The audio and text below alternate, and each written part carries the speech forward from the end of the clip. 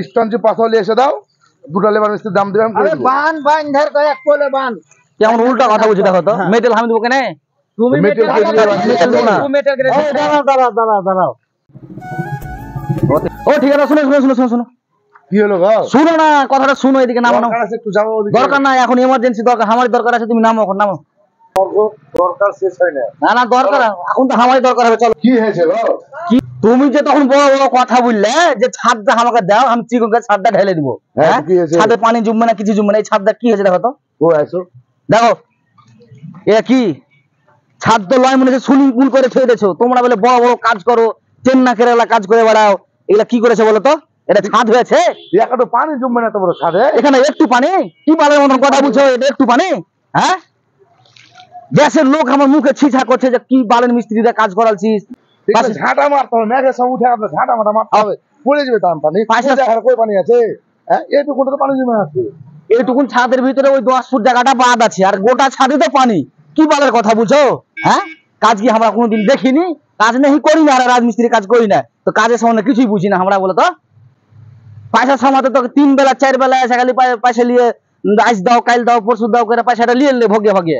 এটা কি আমাকে লোক সব ছিছা করছে। এই কাটান গুলা ভালো করে কাটা, ছেলে হাতুড়ি নিয়ে এসে বেঠাচ্ছি, একটা মিস্ত্রি বেঠাচ্ছি, কারণ ফার্ম কাটিয়ে দিবে, ঠিক পানি করে দিবে। একটু তো পানি যাইছেই তো, একটু ভালো করে কাটিয়ে ওই বাল ঠাল যে আর বুঝবো না আমি, বহুত বোকাচোদা বানালছে আমাকে, আর বোকাচোদা হবে না। তোমরা কেমন মিস্ত্রি, কেমন যে তোমরা বাইরে কাজ করায়, আর কোন বোকাচোদা তোমরা কাজ করায় তো কে জানে। অত কথা হবে না, আমার ছাদে যেন পানি না দাঁড়ায়। কি করে কি করবে না করবে আমি জানি না। এলাও তো এখন পানি জমছে, একটা জমতে পারে, জল সাফ করে এলাও, যে ওই ছোট পাথর দিয়ে সিমেন্ট ঢালাই করে দাও। তো জল ছাদ করবো, তাহলে সিমেন্টের পয়সাটা বাড়ির পয়সাটা কে দিবে? তুমি দিবে? কে দিবে? মানে আমি দেবো? আমার কুটকুটি মারবে, আমি আবার মাল মেটেরিয়াল ফেলবো, আবার করবো, আবার তোমাকে পয়সা দেবো? বোকাচোদা বলেছে আমাকে। কি হলো? কি হলো বলতে, এটা ছাদটাতে দেখতে পাচ্ছিস কি করে দিয়েছে, ছাদের উপরে সুইমিং পুল করে দিয়েছে। ছেলে পেলে সিটলা মিটলা পড়ে সব ছাদ। এই ঠিকাদার বলেছিল যে ছাদটা আমাকে দাও, ছাদটা আমি গ্যারেন্টি চিকন করে ঢেলে দেবো। লাগা মার ঠিকাদার আমারও ছাদের করেছে, ঠিকাদার বানার ঠিকাদার কিছু নয়, ঠিকাদার। হ্যাঁ, তো ওই দেখো এই ছাদটা দেখতে পাচ্ছিস কি অবস্থা করে। সব লোকের কথা বাদ দাও, তোমার সাথে কাজ করেছি, তোমার কাছে তুমি কি বলছো বলো? আমি বলছি ছাদ আমি যেরকম ভালো ছাদ করে নেবো, এরপর যদি কিছু লাগে সিমেন্ট বালি যা লাগবে তোমার ঘর থেকে দিয়ে করতে হবে। হ্যাঁ ঠিক বলেছো। নাহলে আমি কিন্তু বিচারের লোক ডাকবো, যা ফয়সালা হবে হবে। তোমার কি হলো, মেটেরিয়াল কন্ট্রাক্ট কাজ লেছ নাকি? আমার লেবার কন্ট্রাক্টের কাজ, তোমার মেটেরিয়াল, আমার লেবারটা যদি বলো তো মাইনে নিব, যে লেবারটার পয়সাটা দিবে না, মেটেরিয়াল তো তোমাকে দিতেই হবে, না ঠিক করে দেবো কি রে? মানে কাজের তুমি আমি মেটেরিয়াল ফেলবো, সব ফেলবো, কাজের কুটকুটি মেরে চলে যাবে, দিয়ে আবার যখন কাজ করতে হবে তখন আমি মেটেরিয়াল দেবো, তাই তো? হ্যাঁ, তো দিতেই হবে, কি করা যাবে? কাজ এটা করছো না, আর কোন কাজ করেছো তোমরা? হ্যাঁ, তুমি অন্য কাউকে তো করিয়ে দিও কাজ। কি বলে কাউকে করে নিবো, তোমাকে করে দিয়ে দেবো এখন কোন জায়গায়? আসলে এসে দাও, দুটো লেবার মিস্ত্রির দাম দিলাম। আরে বান বান ধর করে এক কোলে বান। কেমন উল্টা কথা বলছি দেখো তো। মেটেল আমি দেবো কেন? তুমি মেটেল মেটেল কে দিবে? মেটেল দেবো না। তুমি মেটেল করে দাঁড়াও দাঁড়াও দাঁড়াও দাঁড়াও।